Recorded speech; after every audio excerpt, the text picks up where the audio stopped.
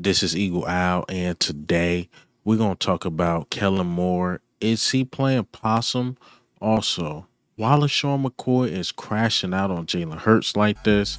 Lastly, will Zack Baun get paid? Because it sounds like Howie Roachman might have alluded to it, but let's get straight into it.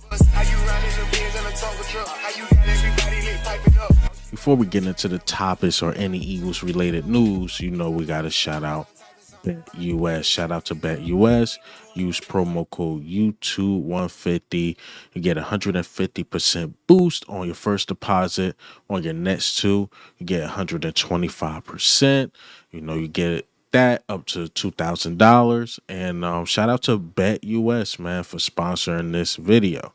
All right, so before we get into the topics and the title of this video, we got to talk about a few things. So first, Eagles fan, he got banned from the link.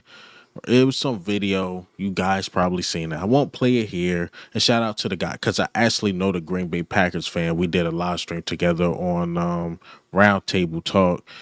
And, Eagle fan was going crazy on his fiance, like calling her the C word. I won't say that here. And he got banned. He got banned. Bit Dom and those guys found the guy that was talking that talk to my friend's fiance. And look, man, I get it, Eagles fans, and not just Eagles fans, like every fan base got they crazies. Like that guy don't represent the fan base, but sometimes you gotta relax, man. I get it. I was sitting next to a couple Green Bay Packers fans. We were going crazy, but it was all in fun and games. It wasn't, it wasn't calling people out their name like that. That's crazy.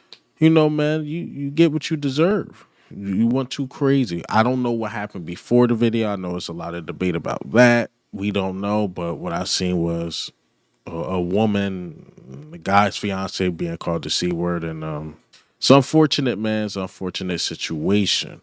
All right, so let's talk about a couple other things. N'Kobe Dean, we officially got that update. As you guys know, unless you live under a rock, N'Kobe Dean is out for the playoffs and possibly will miss maybe half of the season next season. Well, with the something torn in his knee, I can't think of it off the top of my head, but Nick Sirianni talked about it, and this is what he had to say. Had a great year. As you guys saw the reports, he's going to be out, and we sure will miss him. He's made big plays all year long. Most one that comes to everyone's mind is going to be the interception against Jacksonville to seal the game. But he has a couple plays in yesterday's game that are just outstanding, that set the tone of how physical we were going to play. The fourth play of the game, the way he comes down. I think the fourth play of the game of yesterday really shows you who N'Kobe Dean is.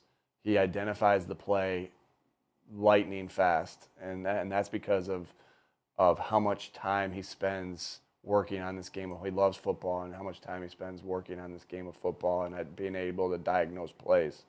And he lights up the puller with his that physical toughness play. And so it just was, you saw everything of who N'Kobe is in that play. Bam, good football IQ, boom, physical toughness.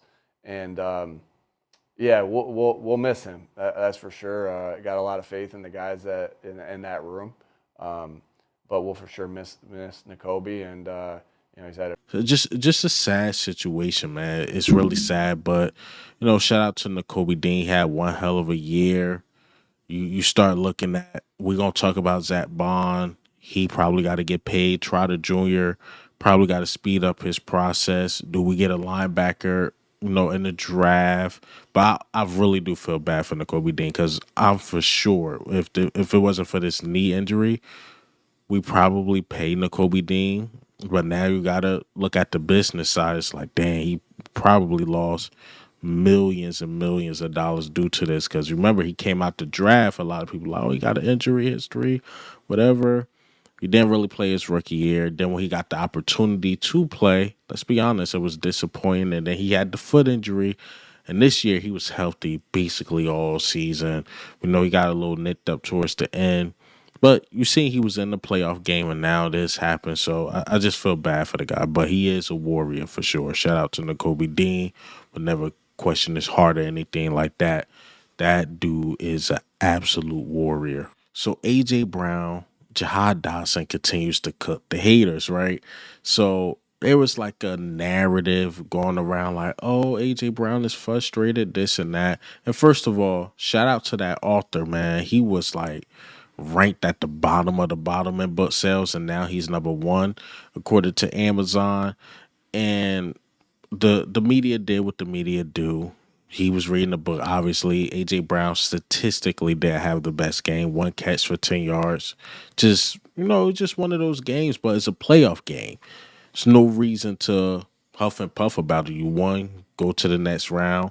It's a lot of teams that are home. And I'm like, I swore AJ Brown did this in another game. And I alluded to it in my last video. And I'm like, I think it was a Washington game. And Jahad Dawson put out the facts, and let's play his Instagram story. A.J. Brown had 10 catches for a buck 25 and 2 touchdowns. Do you think he's reading that book on the sideline? No, sir. He's not. No. You know, that's my issue with it. Be who you are. Like I don't understand. Like, and it is a receiver thing. When you feel involved and you score a touchdown and you get involved early, you're engaged for the duration. But when you're not, you start to mentally check out. And I can understand having some mantras that you go to and revisit in your mind. But to come out with a book, if this is one of my teammates if James Jones or Randall Cobb, Jordy Nelson, if one of these guys pull out a book on the sideline and we playing in a playoff game, I got a problem. Yeah. What are you doing?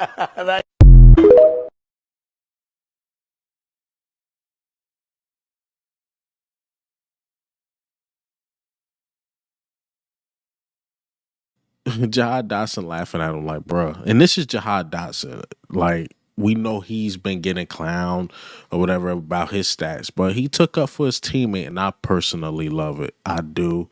And AJ Brown even put out there like, I get it. I was a journalist, major.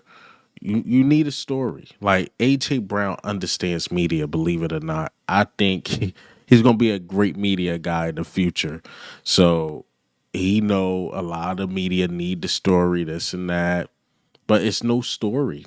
AJ Brown been doing this all season with this book thing, but they just happen to catch him with the book, whereas though he's statistically it's not having the best game, but AJ Brown is fine. Trust me, he's fine.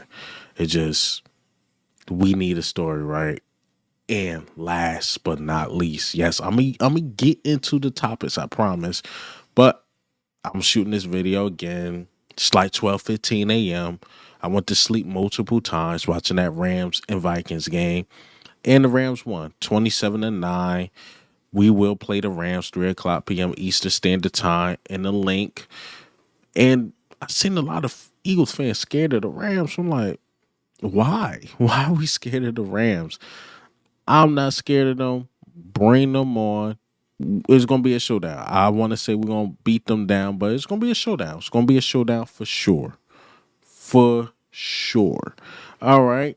So let's get into the topics. I was talking about linebackers. So let's talk about Zack Baun. Zack Baun, it looked like he will get paid soon. Seemed like Howie Roseman alluded to it because he was asked about Zack Baun. This thing that Jason Kelsey do. Jason Kelsey just doing a lot of things now, and Howie Roseman spoke to somebody, and this is what he had to say. Did you know Zack Baun was going to be this good? Be honest. I went to him, he made first team All Pro, and I went to him and I congratulated him, and I said, man, you deserve this. And he said, be honest. Did you think there was any shot of this? And I said, fuck no. And please remember that when we do your contract.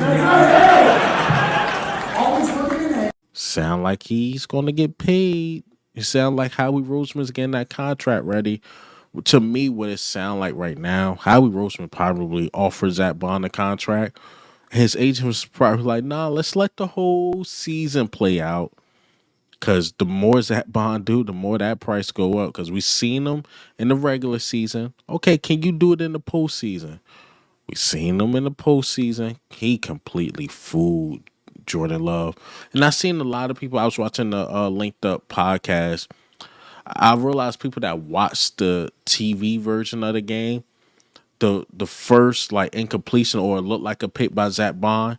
A lot of people were like, yeah, they didn't show that replay, but when I was at the game, they showed it on the big board, and Zack Baun didn't catch it. I'm letting y'all know that now. Zack Baun wasn't even close to catching it, but that next play, he definitely caught the pick.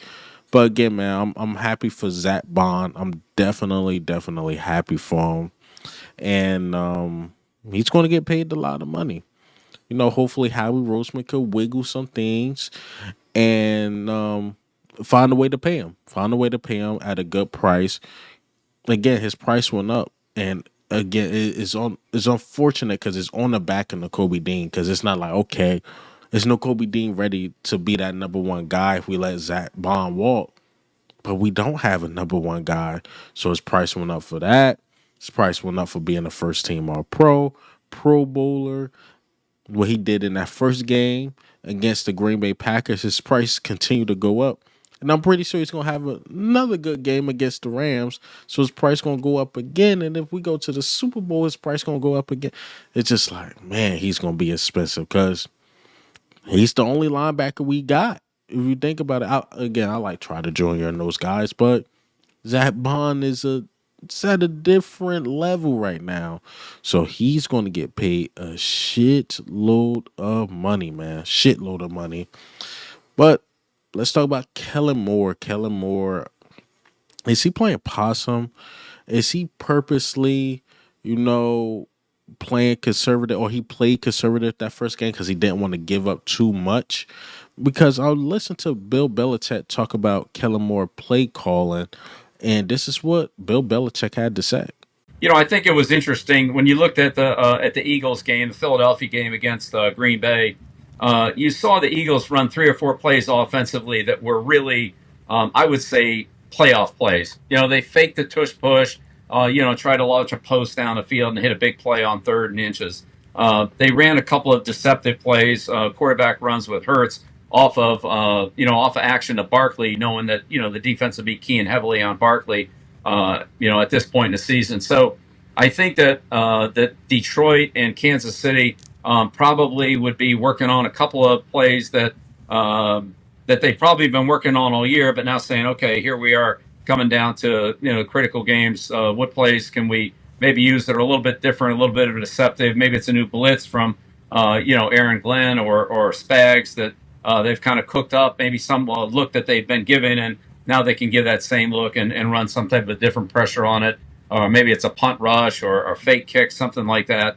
I think those kind of plays could come into the into the action here for those teams because they do have a little bit of time to work on them. And honestly, those are the kind of things that keep your players interested too. You do something that's a little special, a little bit different. Another handoff to Sewell or whatever it is, and keeps the practice energy up a little bit. He's like, yo, Kellen Moore probably called like 3 playoff plays. And I'm thinking, like, wasn't the game for Kellen Moore to go all out on? Let's be honest. That just wasn't the game. We was going to win regardless. It felt like we kept it, like, basic. The play calling, to me, wasn't good. I was there when the fans were booing, and they were booing Jalen Hurts, and I simply didn't know why. And I'm listening to them go off. I'm like, my content creator eyes are telling me, it's not Jalen Hurts, bro. Is Kellen Moore.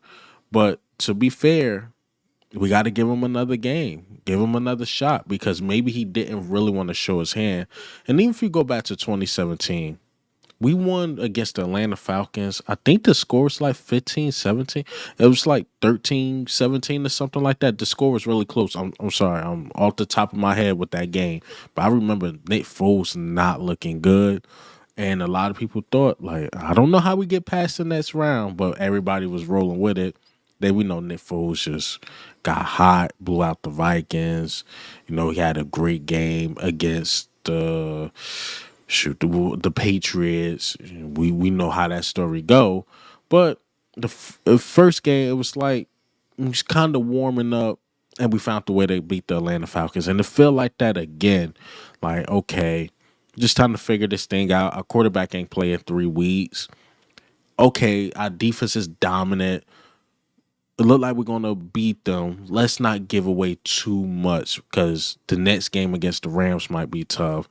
depending on who we play against Washington and Detroit, that game might be tough if we get to the next round. So maybe Kellen Moore didn't want to give up too much. That's what I'm hoping. That's the fan in me. I'm hoping that, because if that was the plan through the playoffs, you got to scratch that out.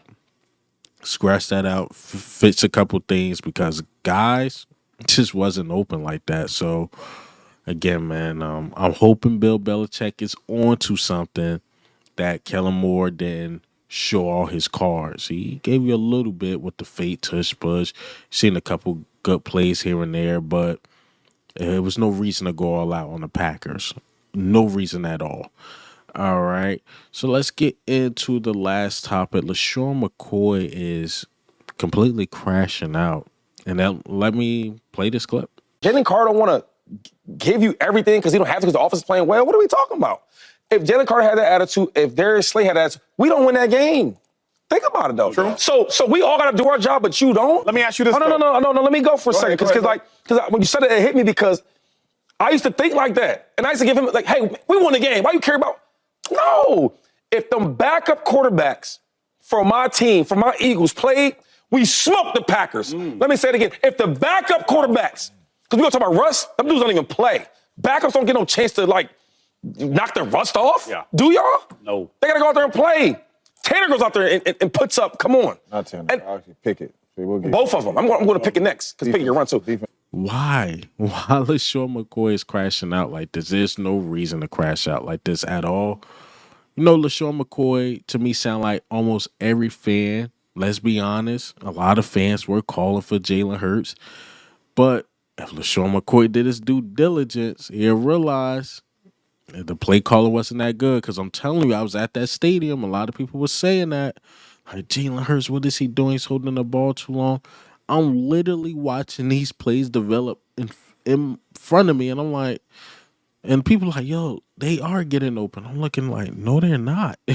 No, they're not. And that's why I said my reaction. Like, yeah, Jalen Hurts had the best game. But as far as what I seen, the play calls just wasn't developing. But LeSean McCoy sound like the typical fan, you know. He's definitely up and down. We got to be honest. We know LeSean McCoy played in the league, but he's still a super fan. So if he don't see things the way an analyst or like a journalist or something like that, or maybe even a content creator break it down, I bet you going into the next episode, he see all this stuff, he's probably going to change his tune just a bit. I think he's going to change his tune. But Dan Orlovsky, honestly, been our only ally in the big media, surprisingly, because I thought he was going to go in on Jalen Hurts, but Eagle Al was right on this one. Let's listen to Dan Orlovsky break this down about the Eagles' offense. So I think there's going to be a lot of conversation, a lot of opinions on the Eagles' pass game coming off of Sunday, and I thought Jalen Hurts played as well as he could given what he was asked to do, okay? My biggest concern in the pass game coming out of Sundays, no one's open, okay? They double AJ up top, not open, not open, not open, not open, not open, okay? So then everyone's going, well, Jalen Hurts, he's rusty, he's struggling, he's not throwing the football, or, man, he was bad. No, he wasn't. No, he wasn't. No one got open. No, credit Green Bay. My concern is, why did they know what it felt like every route was? Covered, covered, covered, covered, covered. No one open. Okay? Let's go and run a screen. How do they know what everything's doing? Screen's covered. So naturally, everyone's going to go, well, Jalen Hurts is rusty. Jalen Hurts played bad. No, he didn't. And that's why I sent the tweet out of, it's going to be interesting to hear people talk about it, because the people who didn't actually watch the game or don't know what they're talking about are going to say, man, he was rusty. No, he wasn't. No one's open. No one's open. No one's open. That's it. Second quarter, 4-1-8. I mean, that's 4 or 5 plays right there. No one's open. Covered, covered, covered.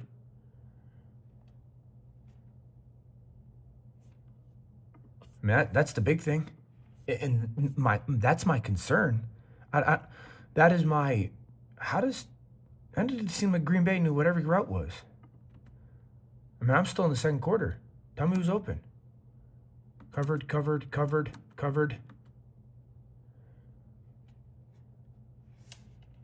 Third quarter, 13:06.